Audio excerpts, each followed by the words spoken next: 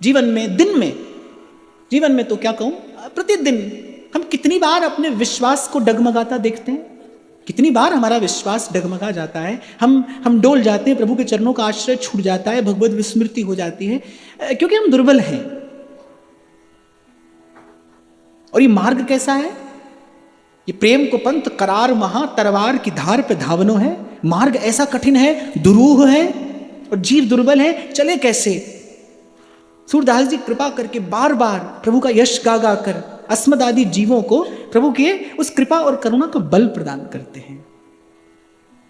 जाको दीनानाथ निवाजे, जाको दीनानाथ निवाजे, भवसागर में कबहु न चूके, भवसागर में कबहु न चूके, भवसागर में कबहु न चूके, भवसागर में कबहु न चूके, अभय निशाने बाजे, जाको दीनानाथ निवाजे, जाको दीनानाथ निवाजे, विप्र सुदामा को निधि दीनी,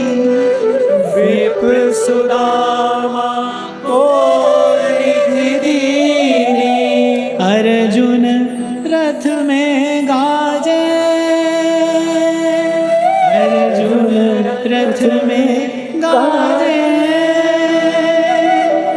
लंका राज विभीषण राजे, लंका राज विभीषण राजे, ध्रुव आकाश विराजे, जाको दीनानाथ निवाजे, जाको दीनानाथ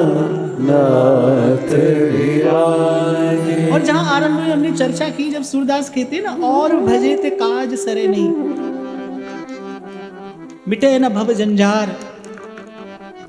जीव को सुखी होने के लिए, जीव को वो सच्चा सुख प्राप्त करने के लिए जो चाहिए, वो वस्तुतः प्रभु के अतिरिक्त और किसी के पास देने की सामर्थ्य ही नहीं है।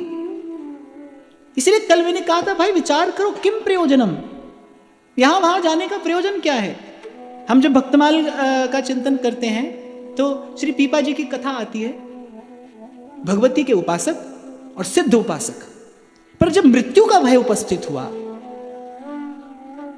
एक विचार करो, क्या देखा राजा पीपा ने? एक दुस्वप्न देखा। चारों ओर सहस्रों सहस्रों शस्त्रबंद सैनिक खड़े हैं सुरक्षा में। राजमहल के भीतर, अपने किले के भीतर वो सुंदर महल, और सुंदर महल के भीतर वो शयन कक्ष, और उस पर वो सोने का पर्यंक, मखमल के समान वो सुकोमल शैया, और उस राजा की सेवा में कितने परिचारक, सेवक, सहयोगी, किंकर और शस्त्रबंद हजारों हजार सैनिक खड़े हैं। लेकिन जब राजा भयभीत हुआ, जब मृत्यु का भय दिखाई दिया, जब यम के दूत का दर्शन हुआ, तो तन मन प्राण कंपित। वो सारी सामग्री मिलकर भी एक क्षण का सुख राजा को नहीं दे पा रही। राजा दौड़कर गया, देवी की स्तुति की, देवी का आह्वान किया, और जैसा मैंने कहा देवी सिद्ध थी। राजा ने देवी की स्तुति की, आह्वान किया कि माता इस भय से मेरी रक्षा करो, ये मेरी सारी सुख सुविधा, ये साधन सामग्री, ये सेवक सहयोगी, ये संपदा, ये संपत्ति, ये सम्मान, ये प्रतिष्ठा, ये कुछ भी मेरा मनोबल नहीं बढ़ा पा रहा है, मेरे मन को ठौर नहीं मिल रही है, मैं व्याकुल हूं, मैं भयभीत हूं, मेरा भय दूर करो। और देवी उत्तर देती हैं कि पुत्र धर्म अर्थ काम, इसकी प्राप्ति तो मैं करा सकती हूं, पर मृत्यु के भय से मुक्त कराने की सामर्थ्य मेरी नहीं है, मैं मृत्यु के भय से मुक्त नहीं कर सकती। इसीलिए हमारे सेवक जी कह रहे हैं, और देव देवी सकल चलत पुंज सीख हुई, कहा भय कि ये कर्म यज्ञ दान देत देत फलन पाए, उच्च उच्च देवलोक चढ़ही। पर पर्यो प्रवाह काल के कदापि छूटी है नहीं, श्री व्यास नंदन नाम जो प्रतीति सुना उठे। तो किम प्रयोजनम? अरे कभी विचार तो करेंगे। प्रभु ने ये नरदेह दिया, इस पवित्र भारत भूमि में जन्म दिया, आपको मुझे प्रभु की कृपा रूपी बयार ने यहां सत्संग में व्यासपीठ की सन्निधि में लाकर बैठाया। ऐसे ऐसे संतों की वाणी का आश्रय लेकर आप में विचार करने के लिए तो बैठे। मैंने तो कल भी कहा था भाई, मैं कोई वक्ता नहीं हूं। अब की बार मैं वक्ता नहीं हूं, आप श्रोता नहीं है। यहाँ कहने वाले सूरदास हैं, सुनने वाले गोवर्धन नाथ हैं। आप और मैं तो इनकी वार्ता श्रवण करने का प्रयास कर रहे हैं। सूरदास कह रहे हैं, एक एक शब्द सूरदास जी का है। और जब सूरदास कहते हैं तो प्रभु सुनते हैं। क्यों? इसका भी एक कारण है। मैं आपको सुनाने के लिए कहता हूं, आप किसी को सुनाने के लिए कहते हैं, पर सूरदास जब कहते हैं केवल अपने गोवर्धन नाथ को सुनाने के लिए कहते हैं, वो किसी के लिए नहीं कहते, वो केवल उनके लिए कहते हैं, इसीलिए केवल वही सुनते हैं। तो यहां तो सूरदास कह रहे हैं प्रभु सुन रहे, पर आप और मैं विचार तो करेंगे। मैं तो आपको केवल इतना निवेदन करूं कि कोई आपको उपहार दे, आप धन्यवाद देते हैं कि नहीं देते? और प्रत्युपकार में, उसके प्रत्युत्तर में भी आप प्रयास करते हैं ना कि जब अवसर आए तो आप भी कुछ निवेदन करें। ये तो शिष्टाचार है। और कोई अगर आपको आपकी योग्यता और पात्रता से भी बढ़कर कुछ दे तो उसके प्रति तो मुझे लगता है धन्यवाद नहीं, अपितु कृतज्ञता भी होनी चाहिए। आपको कृतज्ञ होना चाहिए जिसने आपकी योग्यता और पात्रता से अधिक आपको दिया है। और आज जहां से हम प्रविष्ट हुए, आज की इस चर्चा में, जीव के पास अपना ऐसा कोई भी गुण नहीं भाई, कोई भी गुण नहीं जिससे इस मार्ग पर पग भी धर सके। अरे पग धरना दूर की बात, हमारे संत तो कहते नागरिदास बिन भजे गुसाई, परस्यो ना जाए प्रीत को पेलो। मेरे महाप्रभु कह रहे श्री राधिका कृपा बिन सबके मनन अगम्य। प्रभु ने आपकी और मेरी योग्यता और पात्रता का विचार न करते हुए आपको मुझे यहां लाकर बैठाया। बार बार प्रभु ये सत्संग रूपी सुयोग आपके मेरे जीवन में उपस्थित करते हैं, क्योंकि भाई संत विशुद्ध मिले ही परिते ही चितवत राम कृपा करीजे।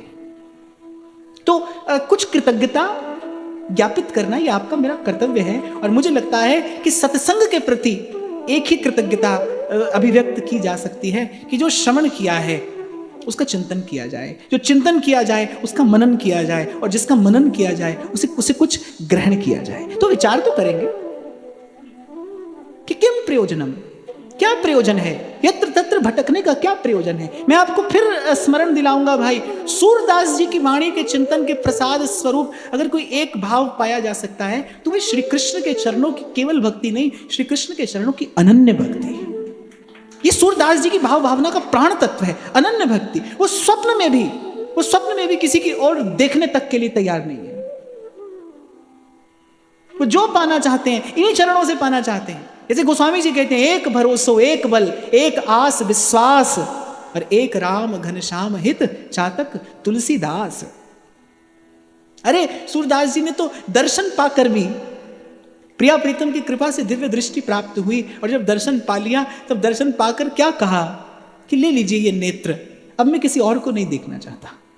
कहते हैं श्री जी के नेत्र सजल हो गए। जब सूरदास जी से ये सुना, जन्म के अंधे उसे नेत्र मिले। और सूरदास जी को पतन का भय नहीं है। श्री ठाकुर जी के साक्षात्कार के बाद, श्री ठाकुर जी के दर्शन के बाद सूरदास जी को पतन का क्या भय है। अरे प्रभु का प्रसाद पाने वाला माया को जीत जाता है, ऐसा श्रीमद् भागवत कहती है। और श्री सूरदास जी तो स्वयं प्रभु का प्रसाद है। सूरदास कौन है? इस संसार के लिए सूरदास प्रभु का प्रसाद ही तो है। ये सारे संसार को, ये पूरी मानवता को दिया गया प्रसाद है प्रभु का। सूरदास तो स्वयं प्रसाद है, उन्हें तो कोई पतन का भय नहीं है। संसार को देखने में सूरदास जी को कोई हानि नहीं हो सकती। पर सूरदास जी की वो जो अनन्य टेक है, सूरदास जी का वो जो बांका व्रत है, वो कहला देता है कि आपको देखा। जिन नैनन सो घन श्याम लख्यो, उन नैनन सो अब देखिए का। आपको देख लिया प्रभु। ये नेत्र मिले किस लिए हैं?